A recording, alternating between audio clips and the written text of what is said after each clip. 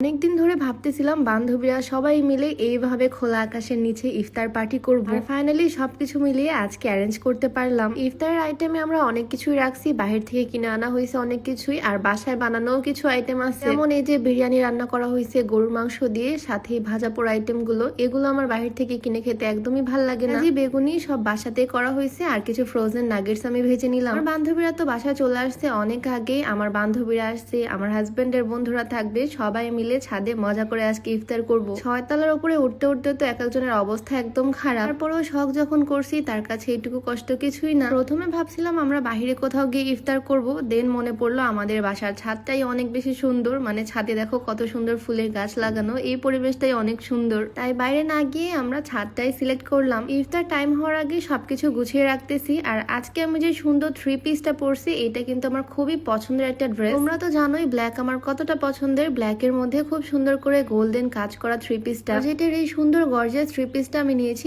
NJ fashion house Facebook page থেকে। পেজটা আমি ডেসক্রিপশনে মেনশন করে দিব। ওড়নাটাও খুবই সুন্দর, সাথে খুবই গর্জিয়াস কাজ করা ড্রেসের হাতাতেও। যারা খুব কম বাজেটের মধ্যে পাকিস্তানি ড্রেস নিতে চাচ্ছ এই ঈদে, তারা চাইলে এই ড্রেসটা নিতে পারো NJ fashion house Facebook page থেকে। আমাদের এখানে ম্যাক্সিমাম আইটেমই বাসায় বানানো, আর বাহির থেকেও বেশ কিছু জিনিস কিনছি, তার মধ্যে একটা হচ্ছে এই কেক। ইফতারে যদিও আমি এত কিছু খেতে পারি না, তবে আজকে আইটেম আছে প্রচুর, কোনটা রেখে কোনটা খাবো সেইটাই ভাবছি। আমরা 3 বান্ধবী আজকে একসাথে হয়েছি, শুধু আমরা না, আমার হাজবেন্ডের ফ্রেন্ডরাও আজকে আসবে। আমরা তো সবাই জানো আমাদের 3 বান্ধবীর মধ্যে জবা হিন্দু, বাট ইফতার পার্টি হলে ও কখনোই সেটা মিস করে না। আমাদের ফ্রেন্ডশিপের বন্ডিংটা আসলে কিন্তু অনেক সুন্দর। বাসায় বানানো আইটেম গুলো তো সব সাজিয়ে রাখছি, আর বাজার থেকে কোক চিপস যা যা কিনছিলাম, সাথে পাউরুটি গুলো সবকিছু এখানে সাজাচ্ছি। ইফতারে ফলমূল তো থাকতেই হবে, ফলগুলো সব নিচ থেকে নিয়ে আসছি, আর এখন সুন্দর করে কেটে কেটে সাজিয়ে রাখতেছি। জবা তো রোজা নাই, তাই সব খাবার ওকে দিয়ে একটু করে টেস্ট করাচ্ছি, মানে সবাই মিলে ওর সাথে একটু মজা করতেছি আর কি। ইফতারের টাইম চলে আসতেছে, এখন অনেক কাজ বাকি, শরবত গোলাতে হবে, সবকিছু রেডি করতে হবে। আচ্ছা, তার আগে একটু বলে রাখি, তোমরা যারা একদম প্রাকৃতিক উপায়ে হেয়ার কেয়ার স্কিন কেয়ার করতে চাও, তোমরা চাইলে এই কম্বোটা ইউজ করতে পারো। এইটা হচ্ছে নাহার সিক্রেট হেয়ার অয়েল। এই তেলটা সম্পূর্ণ প্রাকৃতিক উপাদান দিয়ে তৈরি। এটা চুল পড়া কমায় আর নতুন চুল গজাতে সাহায্য করে, চুলের সকল সমস্যার সমাধান করে এই তেলটা। সাথে এই হেয়ার প্যাকটা হচ্ছে চুলের প্রোটিন প্যাক, চুলে পুষ্টি যোগায়, চুলটাকে আরো বেশি সুন্দর করে। কম্বোতে থাকছে একটা অর্গানিক ফেস প্যাক, যেটা ইউজের মাধ্যমে ফেসটা ব্রাইট করতে হেল্প করে। এই অর্গানিক প্রোডাক্টের কম্বোটা তোমরা পেয়ে যাচ্ছ নাহার বিউটি ফেসবুক পেজ থেকে। পেজটা আমার ডেসক্রিপশনে মেনশন করে দেওয়া থাকবে। এদিকে যতগুলো আইটেম আছে সবই আমার বান্ধবীকে দিয়ে টেস্ট করাচ্ছি, মানে রোজা না থেকেও সে একটা প্যারায় পড়ে গেছে। মজা তো অনেক করলাম, ইফতারের টাইমও চলে আসতেছে, তাই তাড়াতাড়ি করে শরবতটা গুলিয়ে নিচ্ছি। বাসা থেকে ফ্রিজে ঠান্ডা পানি আনছিলাম, শরবতটা একটু ঠান্ডা না হলে আসলে ভাল লাগে না। সবাই মিলেই টুকটাক কাজ করতেছি,